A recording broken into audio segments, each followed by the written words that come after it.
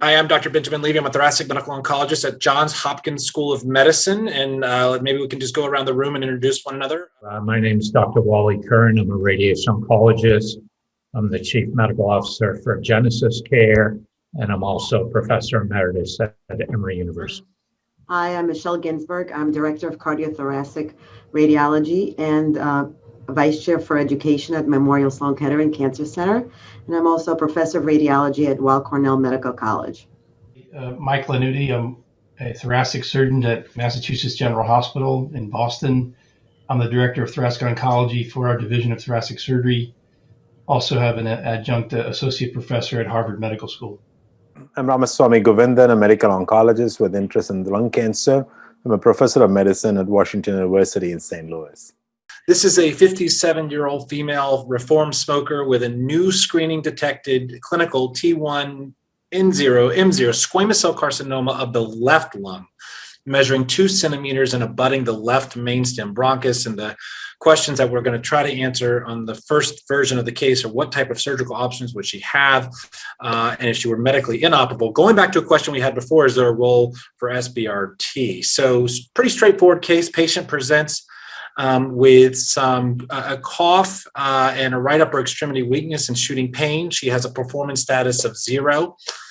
Her past medical history is consistent with hypertension and hyperlipidemia. She has a 25-pack-year history of smoking. She quit 5 years ago. She has no evidence of lung cancer in her family. Her mother is deceased from breast cancer. She has identified a 2.2 centimeter nodule in the left upper lobe that it's abutting at least part of the left mainstem bronchus and left pulmonary artery, with no clear evidence of invasion into the mediastinum. And maybe Dr. Ginsberg, you could walk us through these images. So on the right-hand side, we see the axial images from the CT scan, which demonstrates the left upper lobe tumor, which is about 2.2 centimeters in size. And you see that it abuts the left mainstem bronchus. On the more inferior image, you see that it also abuts the left pulmonary artery. Doesn't mean it's invading it, but it is contiguous. And oftentimes CT may we may overstage something as looking like it invades it, but it's surgery that does not turn out to be the case. And on the left-hand side, we just see a coronal image, which again demonstrates the mass in the left upper lobe. Great. Thanks, Dr. Ginsberg. So the patient also has a PET, which we don't have the images for, but confirming this 2.2 centimeter hypermetabolic nodule on the left upper lobe, no evidence of hilar or mediastinal adenopathy or any extrathoracic metastatic disease. A EBUS is done of the central left upper lobe nodule that confirms an adenocarcinoma. We don't have the moleculars here. The PDL1 is 50%. And prior to surgery, the patient has pulmonary function tests that show the following: an FEV of 70%, FEV1 to FVC of 70, and a DLC of 60% predicted. So the question here for this case, and then we'll get to scenario B here. Again, a left upper lobe mass close to the artery. What are the surgical options for this patient? Dr. Lanuti, you want to talk about the approach to a patient like this? Yes, so this is not an infrequent phenomenon, but in this case where you have what is central disease, it behooves the surgeon to do a number of things. So one is, in this case, we would get brain imaging for central disease to see if there was occult intracranial disease, because that might alter how a surgeon would think. Second is that if there was EBUS biopsy of just the target lesion itself without sampling the mediastinal lymph nodes, then the patient would need invasive mediastinal staging with either EBUS or mediastinoscopy or whatever the surgeon is most comfortable with. So you want to exonerate N2 disease. And if you did exonerate N2 disease, in this case, the surgeon should also try to have his or her eyes on a bronchoscopy to see if there's any transmural disease at the level of the distal mainstem bronchus, as the axial image suggested it is abutting it. So when you're faced with this The worst case scenario here is that for absolute clearance, you need to do a left pneumonectomy, and so the surgeon must be prepared for that if they're going to go towards surgery. And if they're going towards left pneumonectomy, they need to make sure the patient has, cardiovascular fitness, and that there's no pulmonary hypertension with an echo, and that there's no significant coronary disease. So the scenarios are, at worst, left pneumonectomy. Perhaps you can clear this off the left main stem and do a left upper lobectomy and be done with it, where you might be leaving behind the possibility of microscopic disease. Not ideal.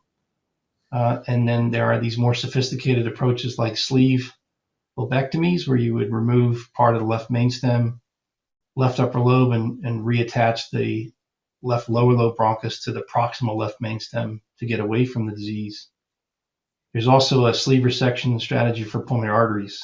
So you have to be prepared for all those things, the worst case scenario being the left pneumonectomy. Sorry. Great overview of the case. I apologize. And great overview of your approach to the case like this. It seems like it can be somewhat complicated with lots of additional information you may need. If this patient were to decline resection or deemed to be medically inoperable, Dr. Curran, your thoughts on how to approach this patient? Is SBRT an option? What dose and fractionation would you recommend in this case? Sure. Yeah, so, it is a concern for the same way that central lesion can be trickier for surgeons. They also can be trickier for stereotactic radiation delivery. Early on with the common 3-fraction approach that was used, 18 gray times 3, we saw a number of serious adverse events involving central vessels and central airways. So there have been a number of trials that have looked at what is the best dose and fraction. And I think the bottom line is it has to be fractionated well beyond 3 fractions. I would say the most common approach is an approach where there may be up to 8 fractions.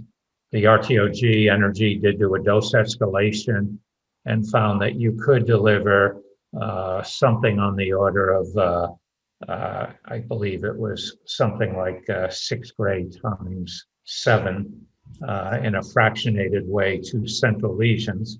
But again, being close to central blood vessels, you really have to be careful to limit the dose to the central blood vessels to avoid a serious risk. That being said, size-wise, it's amenable to that approach. You have to have good motion management to be able to know how to treat during the respiratory cycle to really safely encompass the target. Great.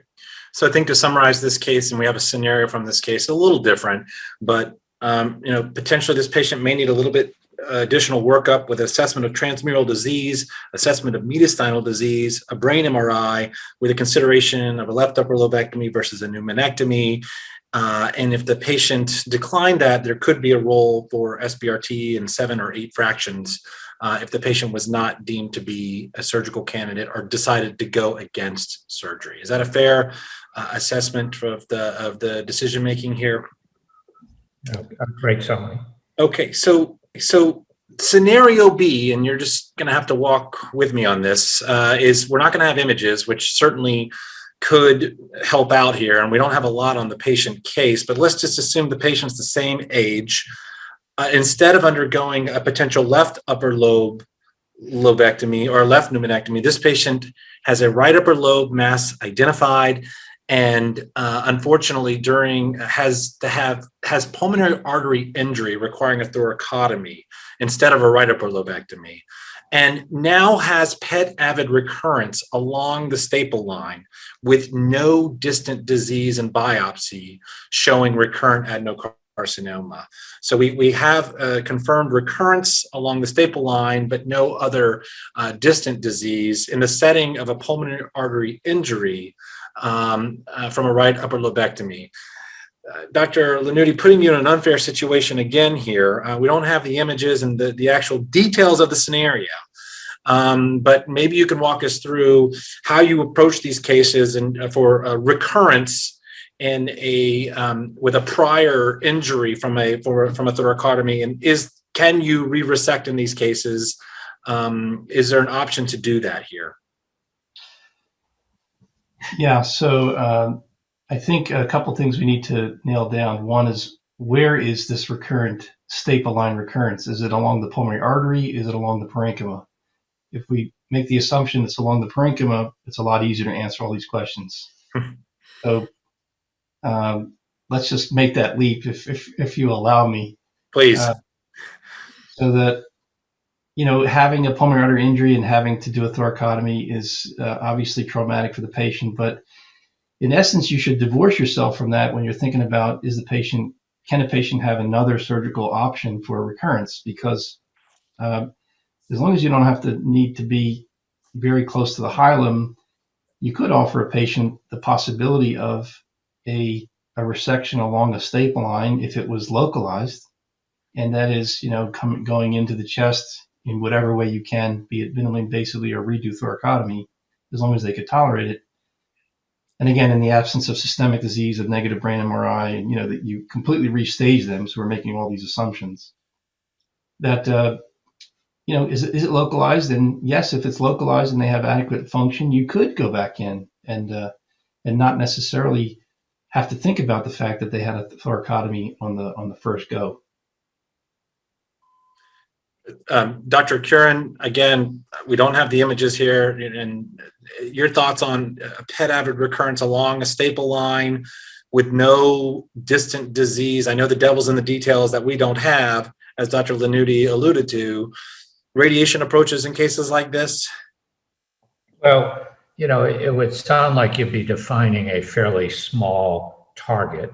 So it'd be nice to hypofractionate it, but I sure would worry about a complication of high dose radiation in an area like a staple line with recurrence. So I think moderate hypofractionation, 3 gray fractions rather than 10 gray fractions to some dose if surgery is not possible. But again, really like to see an image before I said much. But I think that might be, it's all about tolerance of adjacent structures, but the wound line is really the area I'd be worried about.